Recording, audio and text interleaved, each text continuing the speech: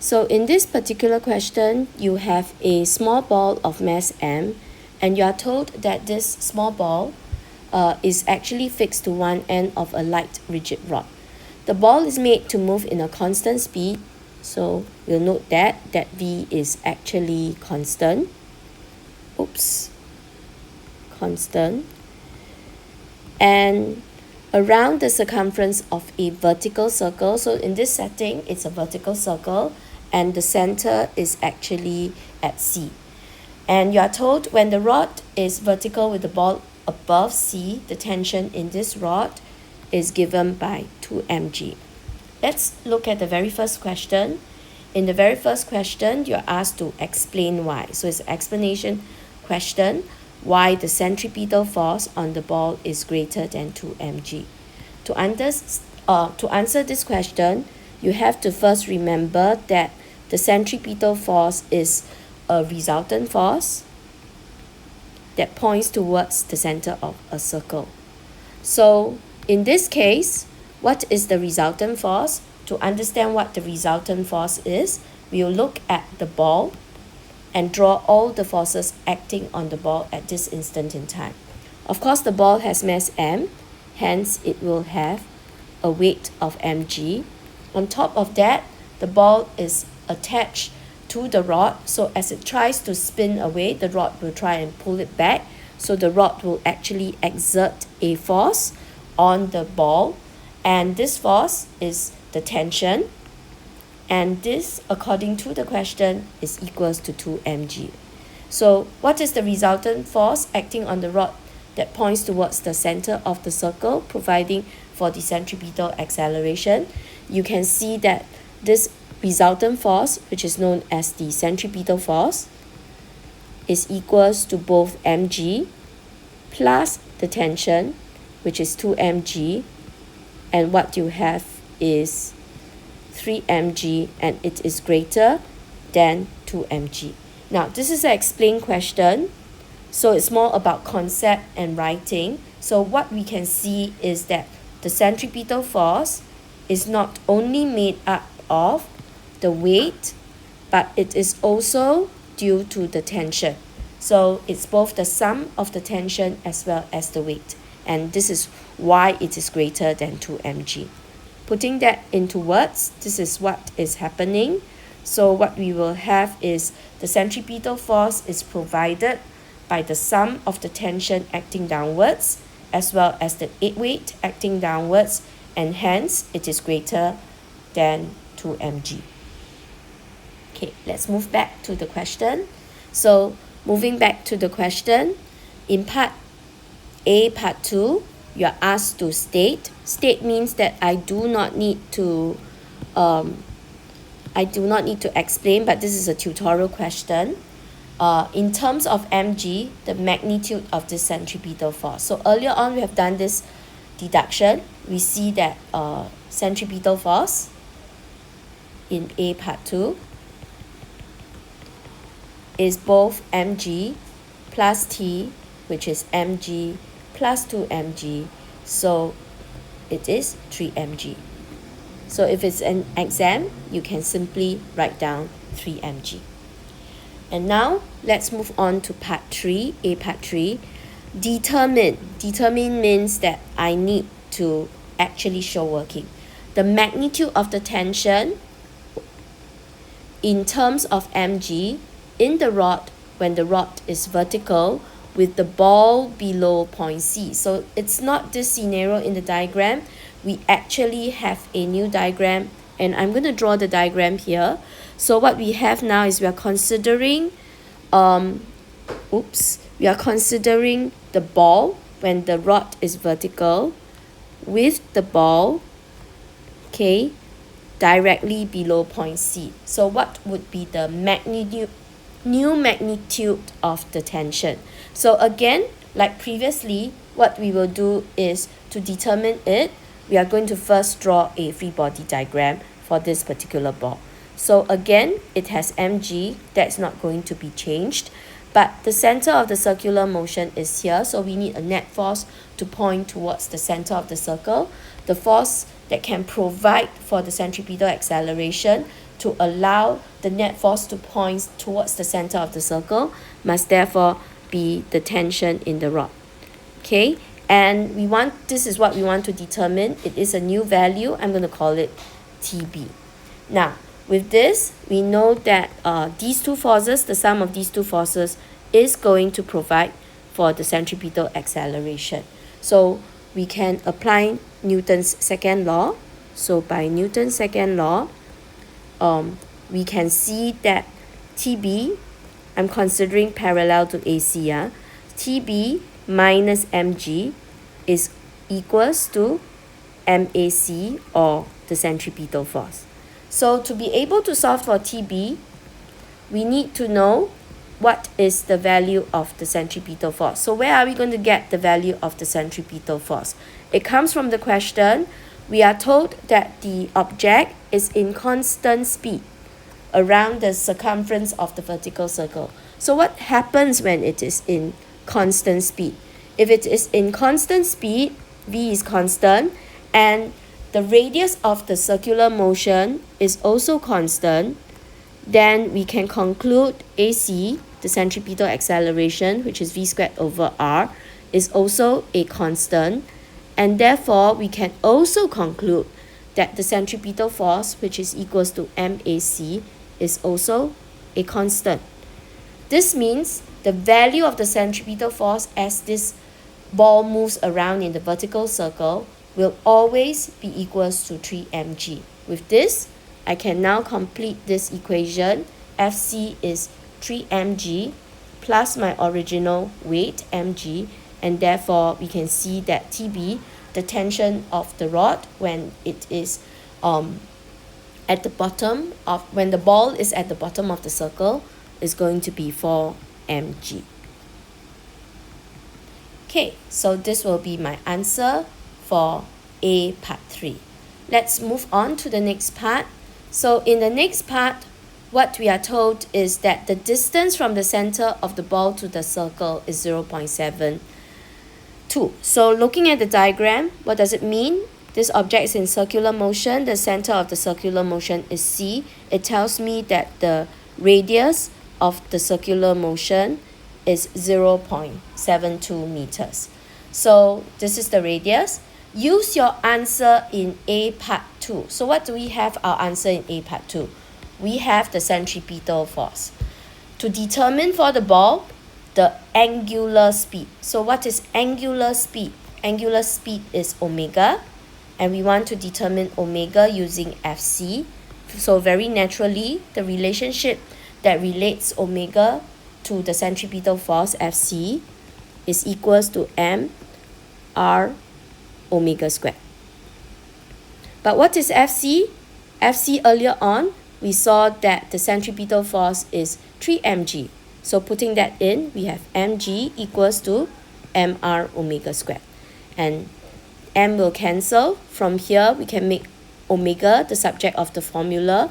We already know what the value of g is. We are given that the radius of the circular motion is 0.72. So we can put in all these values, manipulate the equation, and finally, you should be able to see that omega is going to be 6.4 radians per second. Last part for part B, you are now asked to use all these values to determine the linear speed for the ball. To get the linear speed of the ball is v. So v equals to r omega. We already have our value of r, which is 0.72. We have just found our value of omega. So we can again put in all the values, and then therefore you should get it at 4.6 meter per second. So till now, the question is quite doable, and let's move on to the last part. The question emphasizes that the ball has constant angular speed. So this is very important. Let me re-highlight constant angular speed. So omega is constant. And actually, it also tells you v equals to r omega is also a constant.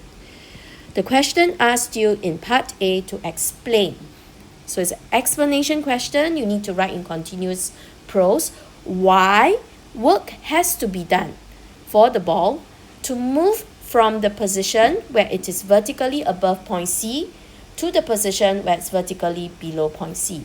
So how do we do this question?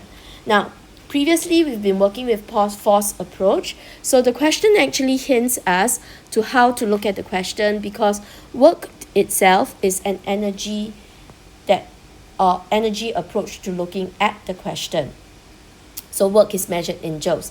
This tells us that maybe we need to look at what are the energy involved in analyzing the motion of the ball when it is above point C to where it is vertically below point C. So if you don't know what to do, we can try and use our conservation of energy and draw an energy bar chart to see what happens to the energy involved and why work is done. So let me just draw a diagram to explain C part 1 so that we can be clearer on the energy involved. So what we have is we have the ball initially at the top and then above point C, and it's going to spin and eventually come down to the bottom. And throughout the process, it has a constant angular speed, and therefore it has a constant linear speed, tangential speed as well. So from here, we can see that KE is going to be constant. Okay, so KE is constant. We also note the following things. We note that it goes from a higher position to a lower position, and so its gravitational potential energy is going to change. And not only is it going to change, it's going to decrease. So if you look at it, the total energy of the system is actually going to fall. So what caused the total energy of the system to fall? Work, therefore, needs to be done. Of course, if you can't tell, we can always invoke our energy bar chart. We are looking at the system of the ball, and if you are working with gravitational potential energy and its position inside the G field, the energy involved that is going to take place and changes are, we're going to look at work done. We are also going to look at kinetic energy, and we are going to look at gravitational potential energy. So if we do our energy bar chart, we know that there's going to be work done, but we don't know how much it is. All right, so I'm going to leave it empty for the while. It started off with some initial kinetic energy. Okay, of course, it's going to end up with some final kinetic energy, but these two values are exactly the same. All right, and what about the gravitational potential energy? Now, to talk about gravitational potential energy, we need to apply a reference point to 0, of 0 to it. I'm going to take the bottom as gravitational potential energy to be 0, and suppose it starts off 0. Okay, so this is my UG initially. Finally, sorry, it didn't start off 0. My bad. UGI is down here at the top. So it starts off positive. Okay, and finally, however, the bottom position, it is going to be 0. So if you look at the energy to balance it up, you realize that my UG, or my gravitational potential energy, has decreased. And to balance the left-hand side and the right-hand side energy, you realize that therefore the work done on it must be negative to be able to reduce the gravitational potential energy of the system without changing the kinetic energy of the system. Okay, so these are all the keywords, and we're going to write down a statement to explain why work has to be done for the ball to move from position where it's vertically above point C to where it's vertically below the point C. So putting it in words, what we see is that the kinetic energy, let me write that down. The kinetic energy of the system or of ball and G field, okay, is constant, did not change. But the gravitational potential energy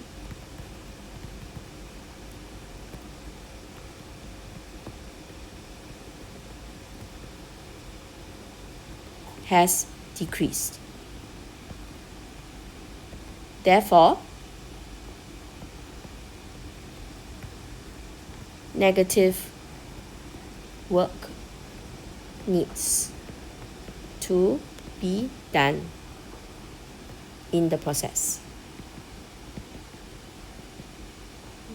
Okay, so that the total energy of the system will reduce. All right, so this is for C part 1. So keywords to be able to appreciate: KE of the ball is constant, GPE of the ball has decreased, and hence work needs to be done in the process. And with this, that actually gives us the answer for C part 2.